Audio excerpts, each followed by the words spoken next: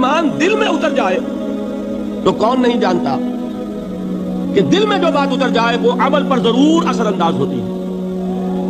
یہ بات سیدھی سی ہے. دل میں یقین ہو عمل اس کے مطابق ہوگا. دو اور دو چار کی طرح مثالیں دے دوں آپ کو. آپ کو یقین ہے آگ جلاتی ہے, آپ ہاتھ ڈالتے ہیں اس میں, کیوں؟ یقین ہے کہ جلاتی ہے, لہذا کوئی شخص ہاتھ نہیں ڈالے گا. غلطی سے پڑ جائے تو پڑ جائے, جان بوجھ کے کون ڈالے.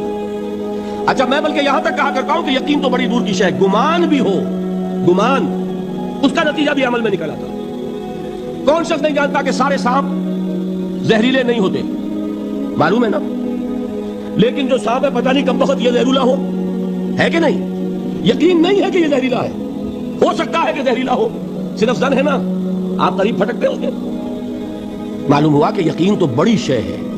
وہ تو میں نے اقبال کے آپ کو شعر سنایا بارہا, یقین پیدا کرے ناداں یقین سے ہاتھ آتی ہے, وہ درویشی کے جس کے سامنے جھکتی ہے فغفوری.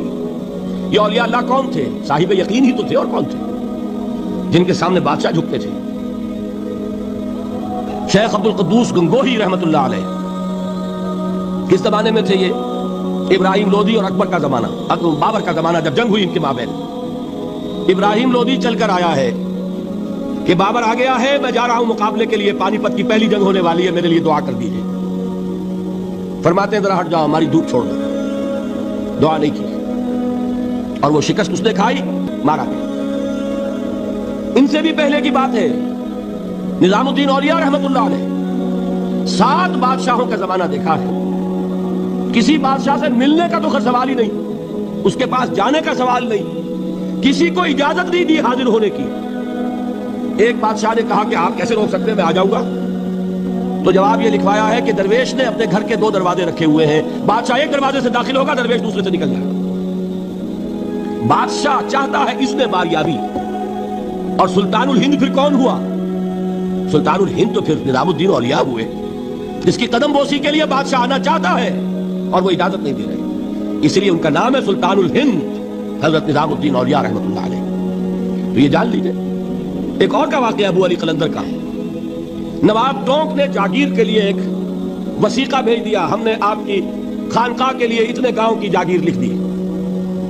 اسی کاغذ کے پشت پر ایک شعر لکھا, ماں آبروئے فقر و قناعت نہ باختیم, با میر خان بگوئے کہ روزی مقدر است.